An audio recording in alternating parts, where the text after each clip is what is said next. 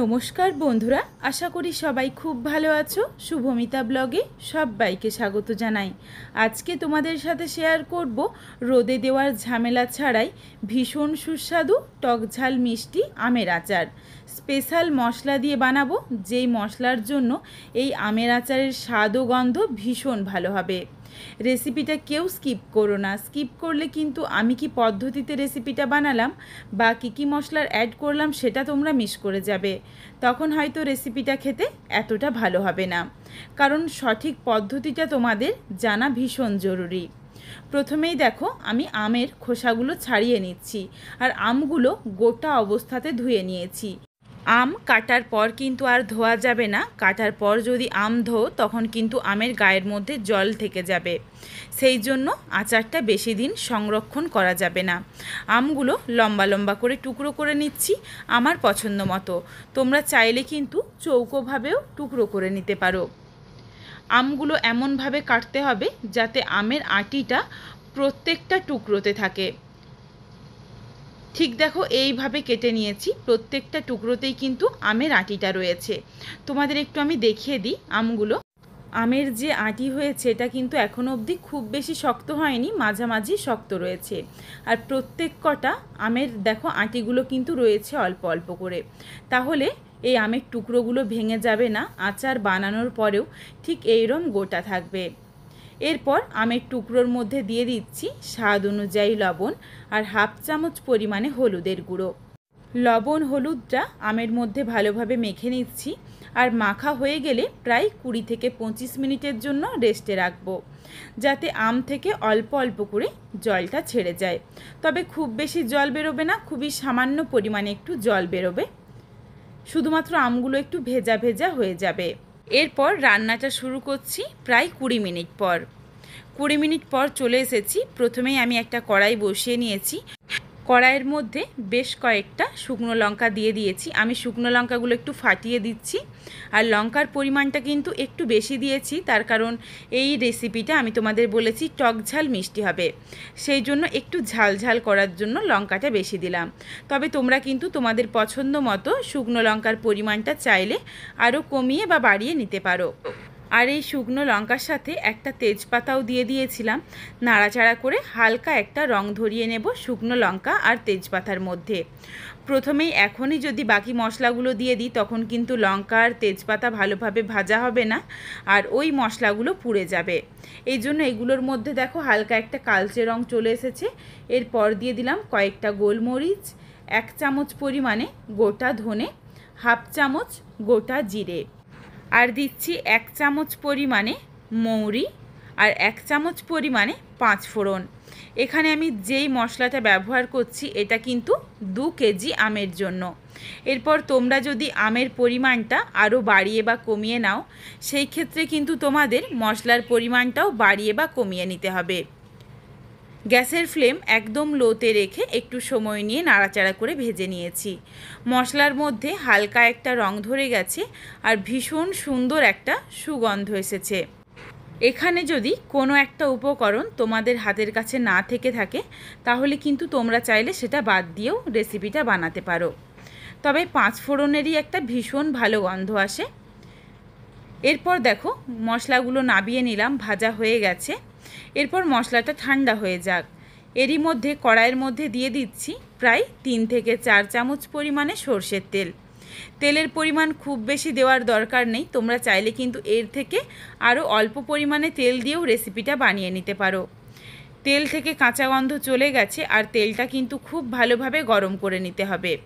সর্ষের তেলের যদি কাঁচা গন্ধ থেকে যায় তাহলে কিন্তু রেসিপিটা খেতে একদমই ভালো লাগবে না। আর রান্নাটা কিন্তু সর্ষের তেলেই করতে হবে। ফোড়নে দিচ্ছি তেজপাতা, অল্প একটু 5 ফোড়ন আর হাফ চামচ পরিমাণে জোয়ান। জোয়ানটা দেওয়ার জন্য রেসিপিটা খেতে কিন্তু ভীষণ ভালো হয়, দুর্দান্ত একটা গন্ধ আসে। আম থেকে দেখো অল্প অল্প করে জল ছেড়েছে।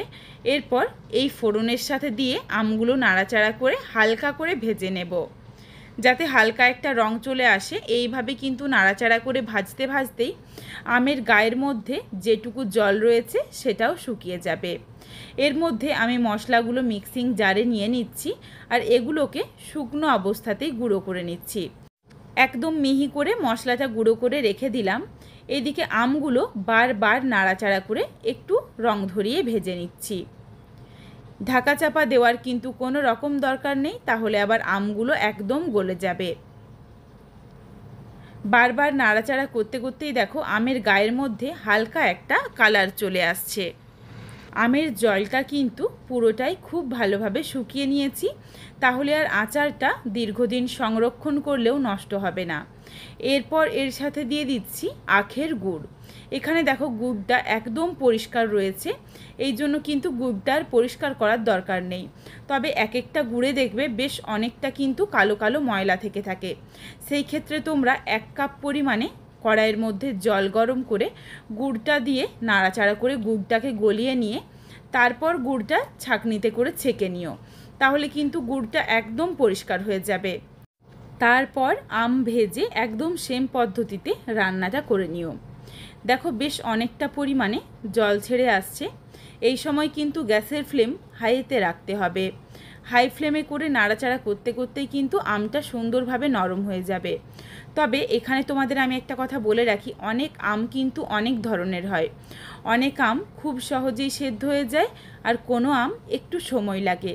তোমাদের যদি মনে হয় যে কোনো আম খুব সহজেই সেদ্ধ হয়ে যাবে, তাহলে গ্যাসের ফ্লেম একদম হাইতে রাখবে। আর যদি মনে হয় যে না আমটা সেদ্ধ হতে একটু সময় লাগবে, তাহলে গ্যাসের ফ্লেম মিডিয়াম টু লোয়েতে করে রাখতে পারো। তবে খুব বেশিক্ষণ নয়, কোনোভাবেই যেন আম একদম ঘেটে না যায়, এদিকে খেয়াল রাখতে হবে। গুড়টা যখন গলে গেছে তারপর দিয়ে দিলাম ভেজে গুঁড়ো করে রাখা মশলার অর্ধেকটা। বাকি অর্ধেকটা মশলা রেখে দিলাম, সেটা আমি পরে ব্যবহার করব। গ্যাসের ফ্লেম আমি হাইতে করে দিয়েছি, তার কারণ এই আমগুলো সহজেই নরম হয়ে যায়। আর দেখো গুড় কিন্তু বেশ অনেকটা পরিমাণে আমি দিয়েছি, কারণ আচারটা বেশ আমি যেমন মিষ্টি করব তেমন কিন্তু একটু ঝালঝালও করব। গ্যাসের ফ্লেম হাইতে করে ফুটিয়ে নিচ্ছি, কারণ এই আমটা খুব সহজেই নরম হয়ে যায়। সুন্দরভাবে দেখো ফুটে উঠছে, আর বারবার নাড়াচাড়া করতে হবে, নইলেই তলাতে ধরে যাবে। বেশ কিছুক্ষণ ফুটিয়ে নেওয়ার পর দেখো আমগুলো সুন্দরভাবে একদম ফুলে উঠেছে। তোমরা দেখেই বুঝতে পারছো প্রত্যেক কটা আম কিন্তু ফুলে উঠেছে। আমের মধ্যে রস খুব ভালোভাবে ঢুকে গেছে। আর দেখো বেশ অনেকটা কিন্তু শুকিয়েও এসেছে। তবে খুব বেশি শুকনো করব না, যেমনই রাখো না কেন ঠান্ডা হয়ে যাওয়ার পর আবারও বেশ অনেকটা টেনে নেয়। সুন্দরভাবে দেখো আমগুলো গোটা রয়েছে আর সুসেদ্ধ হয়ে গেছে। একটা আম দেখো তোমাদের আমি চেপে দেখিয়ে দিচ্ছি, একদম নরম হয়ে গেছে, অথচ বেশ গোটা গোটা রয়েছে। রেসিপিটা একদম রেডি হয়ে এসেছে, আর কালারটাও দেখো সুন্দর একটা চলে এসেছে, ঠিক যেমন আমরা গুড় আমের কালার আসে সেই রকম কিন্তু একটা কালার চলে এসেছে। এরপর নাবিয়ে নেওয়ার আগে দিয়ে দিচ্ছি সামান্য পরিমাণে বিট লবণ, আর বাকি যেটুকু ভেজে গুঁড়ো করে রাখা মশলা ছিল পুরো মশলাটাই দিয়ে দিলাম। মশলা আর বিট লবণ দেওয়ার পর নাড়াচাড়া করে মিশিয়ে নিয়ে প্রায় 30 থেকে 40 সেকেন্ড মতো একটু অপেক্ষা করব, যাতে ভালোভাবে মিশে যায়। তারপরই গ্যাসের ফ্লেমটা অফ করে দেব। খুব বেশিক্ষণ ধরে আর রান্নাটা করার দরকার নেই, তাহলে বিট লবণ আর এই সুন্দর যে মশলার গন্ধ সেটা কিন্তু নষ্ট হয়ে যাবে। আমটা তোমরা যখন মাখবে তখন একটু অল্প পরিমাণে লবণ দিও, তার কারণ শেষে যদি এইভাবে একটু বিট লবণ ছড়িয়ে দেওয়া হয় তাহলে কিন্তু এর স্বাদ ও গন্ধটা বেশ ভালো আসে। সুন্দরভাবে মিশিয়ে নিয়েছি, এরপর রেসিপিটা নাবিয়ে নিচ্ছি। রেসিপিটা নাবিয়ে নিয়েছি, দেখো দুর্দান্ত একটা কালার এসেছে। এখনও কিন্তু ঠান্ডা হয়নি, একদম গরম রয়েছে। রেসিপিটা ঠান্ডা হয়ে গেলে আরও অনেকটা বসে যাবে। এরপর এই রেসিপিটা বেশ অনেক দিন ধরে কিন্তু তোমরা রেখে খেতে পারবে। রোদে দেওয়ারও কোনো রকম ঝামেলা নেই, আর মশলার কিন্তু ভীষণ ভালো একটা গন্ধ আসে। তোমাদের কাছে আমার অনুরোধ রইল বাড়িতে অবশ্যই একবার হলেও এইভাবে আমের আচারের রেসিপি বানিয়ে দেখো, তারপর আমায় কমেন্ট করে জানিও রেসিপিটা তোমাদের কেমন লাগলো। রেসিপিটা তোমাদের যদি ভালো লাগে তাহলে লাইক করো, শেয়ার করে বন্ধুদের দেখার সুযোগ করে দিও। তোমরা যদি এই রকম নিত্য নতুন রেসিপি আরও পেতে চাও তাহলে অবশ্যই আমার চ্যানেল চ্যানেলটিকে সাবস্ক্রাইব করে পাশে থাকা বেলটি অন করে অল নোটিফিকেশান অন করে দিও, যাতে আমার প্রত্যেকটা রেসিপির নোটিফিকেশান সবার প্রথমে তোমাদের কাছে পৌঁছে যায়। তাহলে আজকে আসি, পুরো ভিডিওটা দেখার জন্য অনেক অনেক ধন্যবাদ।